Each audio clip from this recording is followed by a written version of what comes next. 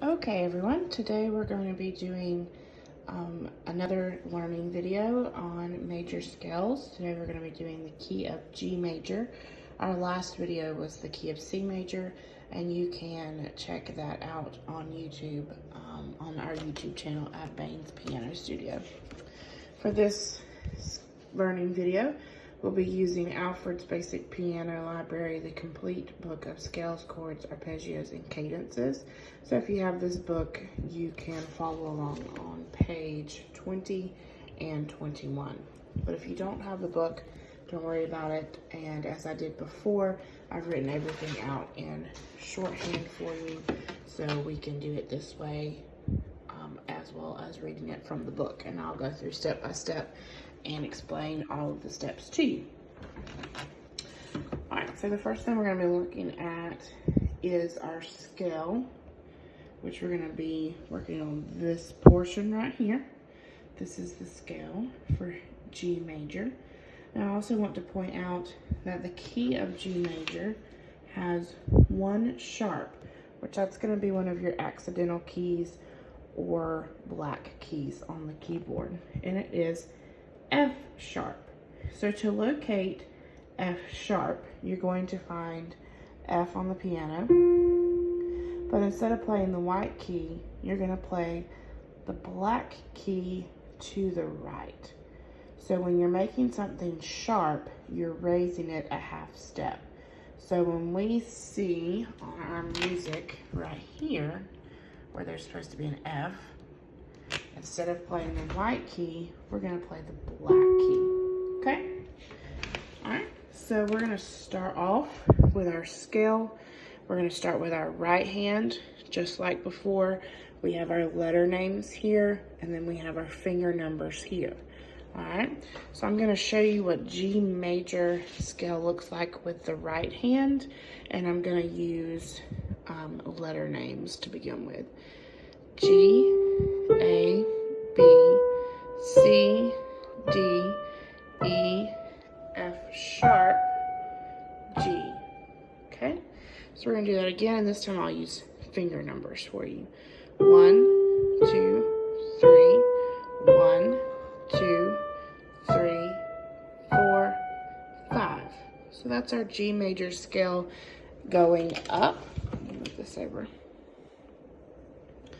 All right, so now we're going to do it again. We're going to go up, and then we're going to come right back down, and I'm going to use letter names. G, A, B, C, D, E, F sharp, G, G, F sharp, E, D, C, B, A, G.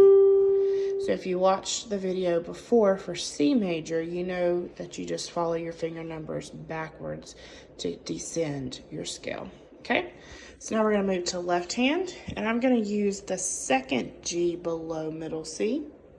I'm going to put finger 5 there, which is my pinky, and I'm going to use letter names. We're going to start with our 5th finger on G. G, A, B, C, D, E, F sharp, G. All right, we're going to do that again, and I'll use finger numbers. 5, 4, 3, 2, oh, I'm so sorry. 5, 4, 3, 2, 1, 3, 2, 1. I shouldn't look at the paper and try to record at the same time. All right, so now we're going to go all the way up and then back down. G, A, B, C, D, E, F sharp, G, F sharp, E, D, C, B, A, G. All right, so what we just learned again is right here on page 20, and this is what it looks like shorthand. All right, the next thing we're going to work on are G major triads. This is on page 21 of this book. It's this top part right here. Remember, triads are any group of 3 notes played together. And if you play contemporary music, you may be more used to seeing these chord symbols up here. If you're more classically trained, you may be more used to the Roman numerals. So we'll do both Roman numerals and chord symbols. And then I've also written it out shorthand for you here, just in case your note reading skills are not quite to this level, which is fine. All right. Oh, I'm so sorry. All right, so I'm going to start with my right hand. I'll pull this to the middle. All right, we're going to start on G, and I'm going to be using fingers 1, 3, and 5 for everything. And don't forget, you're going to have F sharp. So anywhere that you would play an F is going to be F sharp instead, okay? So this is our G chord, A minor, B minor, C, D, E minor, F sharp diminished, and back to the G. All right, now I'm going to use Roman numerals. 1, 2, 3, 4, 5, 6, 7, 1. Okay, so those are our triads, and I'm just going to do it with my left hand. G, A minor, B minor, C, D, E minor, F sharp diminished, G. All right, so practice that a few times. You can play on both hands together if you'd like to. Nothing wrong with that at all. And that was your G major triads, which again is this portion of the book here that we just learned.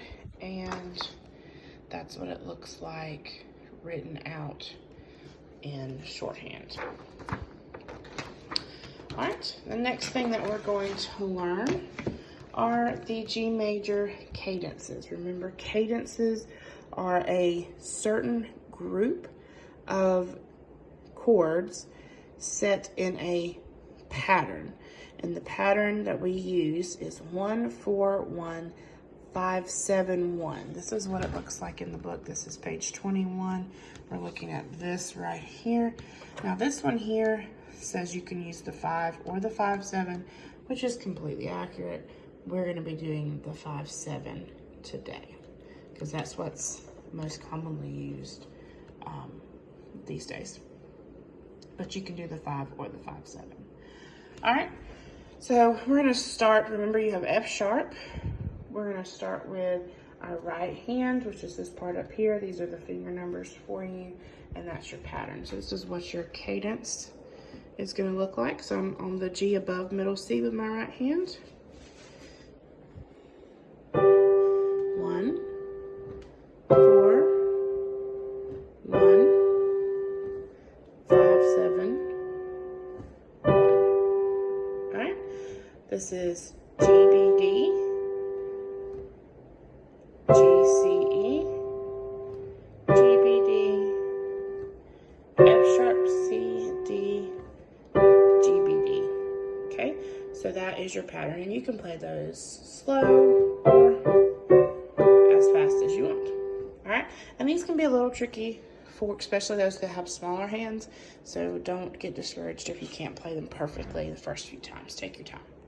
All right, this is the left hand part right here, and we're going to start with the second G below middle C with our pinky.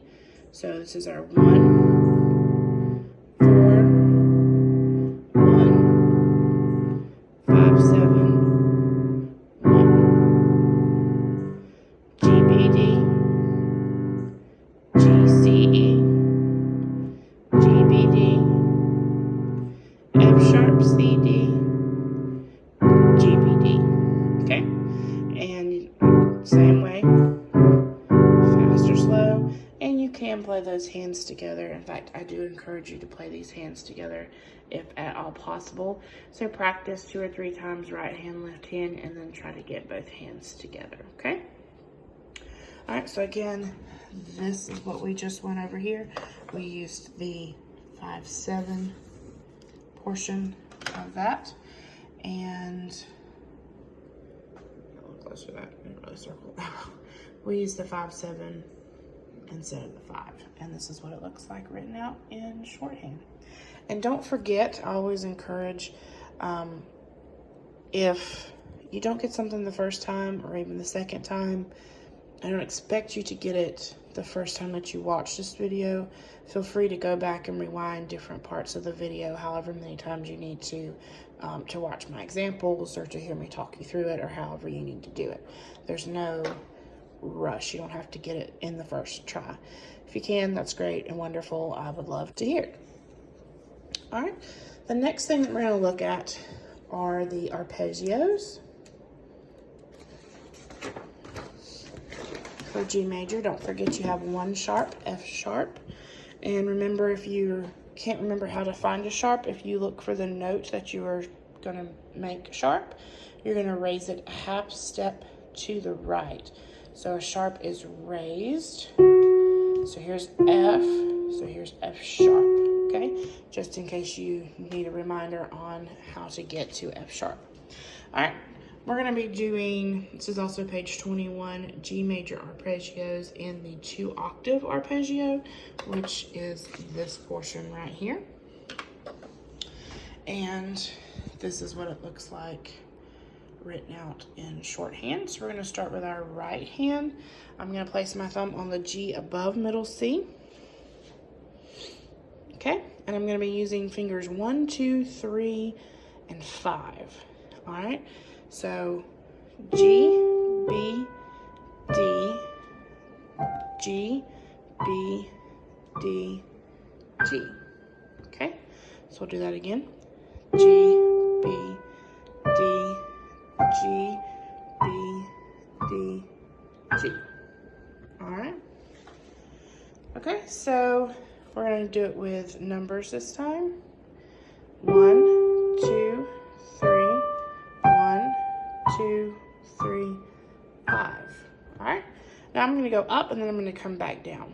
G, B, D, G, B, D, G, D, B, G, D, B, G. All right. And then you can just practice going up and down.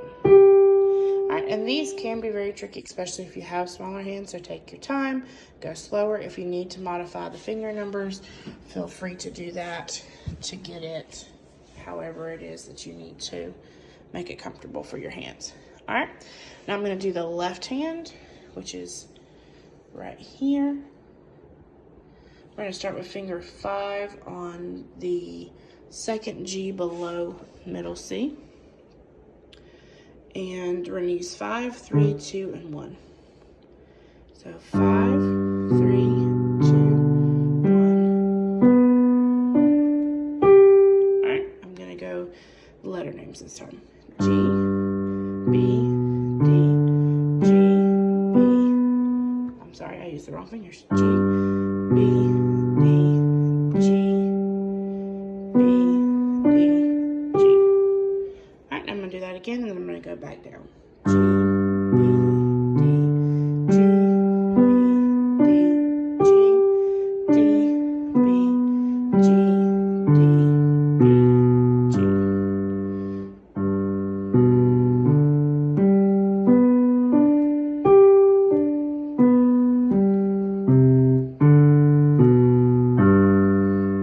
All right. It's very hard to do piano while you're looking through a camera to make sure you're getting it all on there. All right. Now, those are the 2-octave arpeggios in G major.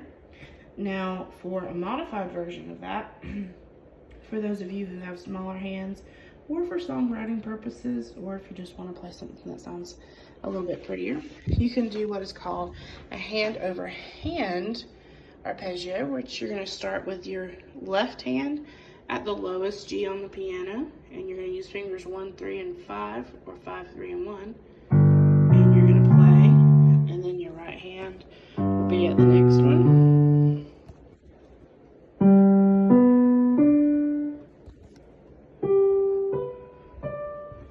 And you'll play all the way up the piano and then all the way back down. So those are hand over hand arpeggios. So you can use those to modify the 2-octave arpeggios if you have really small hands, if you're a new beginner, or you're using this for songwriting purposes. All right, so we have gone over all of the G major scale theory.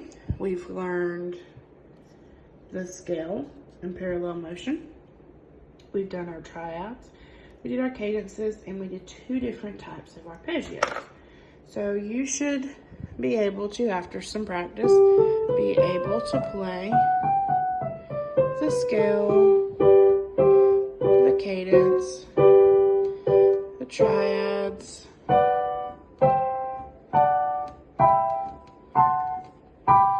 and the arpeggio.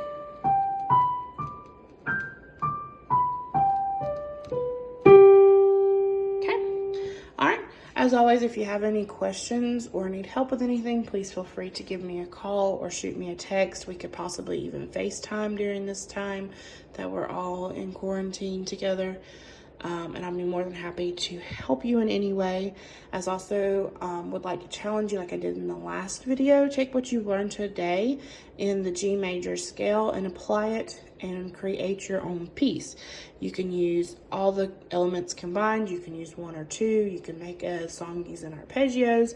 You can even mix what you learned with C major and with G major to mix it up. But don't forget, if you're playing with G major, that you do have F sharp instead of F. So don't forget about that. I want to challenge you to be creative and make your own music.